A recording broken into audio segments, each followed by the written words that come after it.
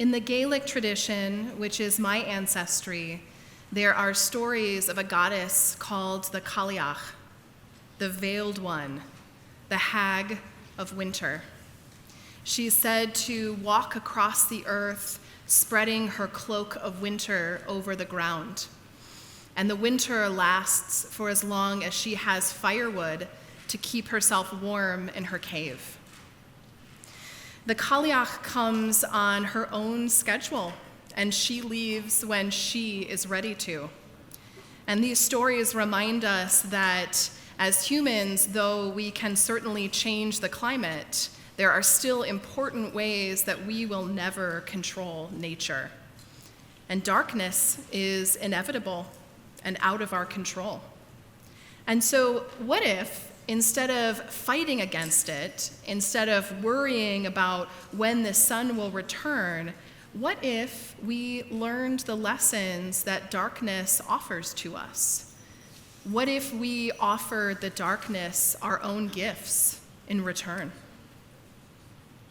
Often, the beginning of a ritual is marked by lighting a candle, and the ritual ends when the candle is blown out, like with our chalice. But today, we're going to do something a little different. During our ritual today, when the candles are blown out, our ritual will continue and deepen. Dark and light and day and night are one holy circle, and today we honor the darkness. So now I invite our volunteer candle bearers amongst us to please stand and come to the aisle that is most convenient for you. If we can aim for more or less an even number of candles, that is great, but not necessary. Stella and Reverend Teresa will come and help to light the first candle, and then we'll invite you to pass the flame down. And for those who are joining us online, you are also welcome now to light your extra candle in preparation for this ritual.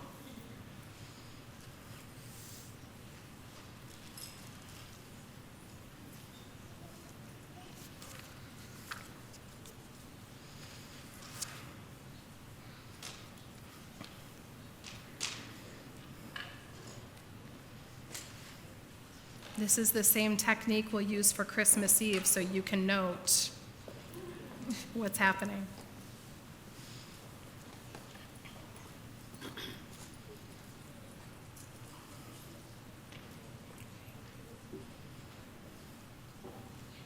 Thank you.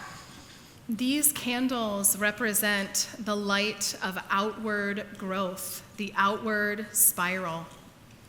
The light has witnessed us all through the year, growing in all the ways that we've grown, blossoming in all the ways that we've blossomed. We've grown and blossomed and come into our fullness through joy, through sharing with others, through accepting ourselves, through calling out injustice. And so as we begin our ritual by first honoring the light, I invite you to turn your attention inward to your own light. I invite you to take a breath with me.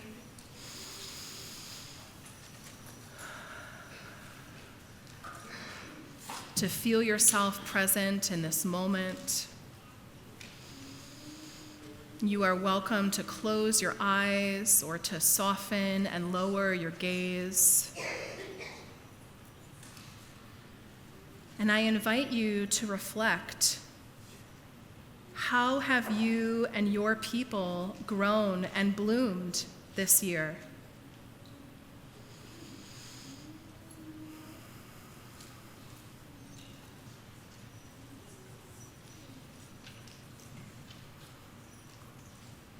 What are you proud of?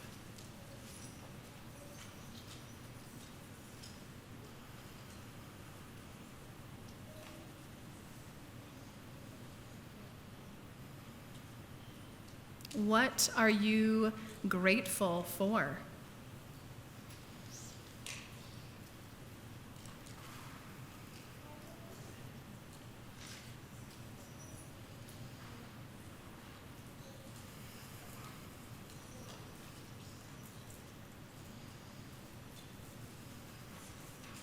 And now I invite our candle bearers in this aisle, if you could please blow out your candles and be seated. Thank you.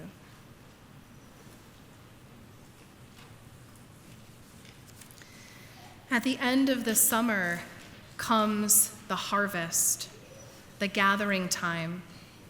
The waning light has witnessed us through the year, learning in all the ways that we've learned from ease and abundance, and from failure, and from trying again in a different way. I invite you to reflect, what have you foraged and gathered?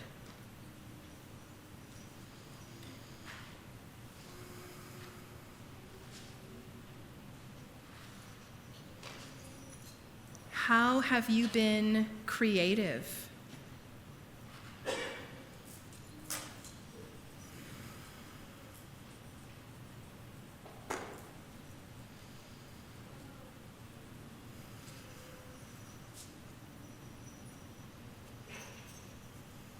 How have you failed, and what have you learned?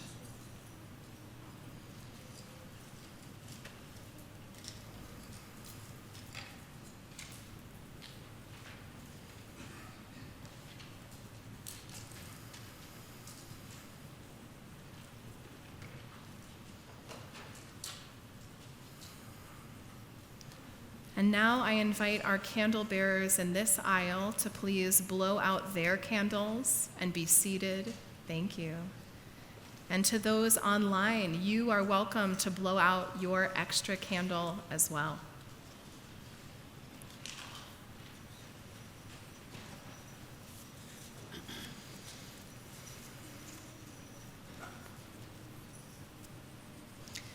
The darkness has also witnessed us through the year, coming to us in dreams and in rest, in messiness and intuition, in sensuality and desire.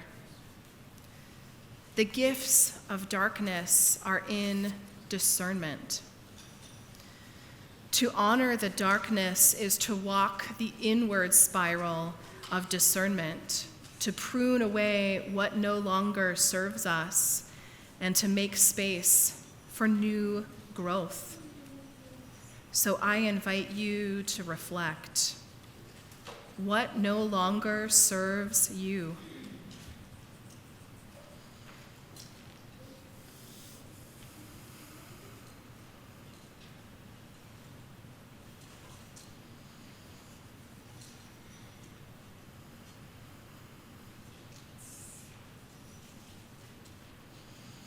What are you clearing space for instead?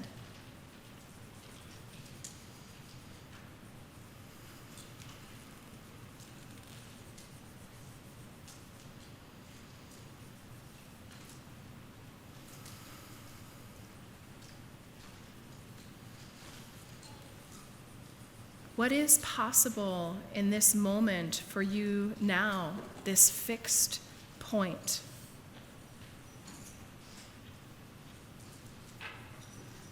And what else becomes possible in this moment, this turning point? And how does it feel to hold paradox?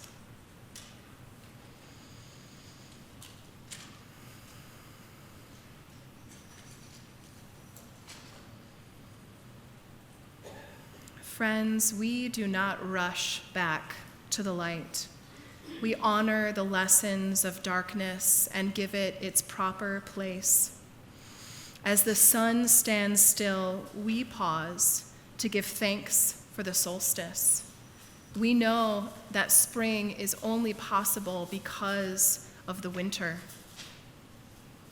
We only wake up after we have dreamed. And so it is.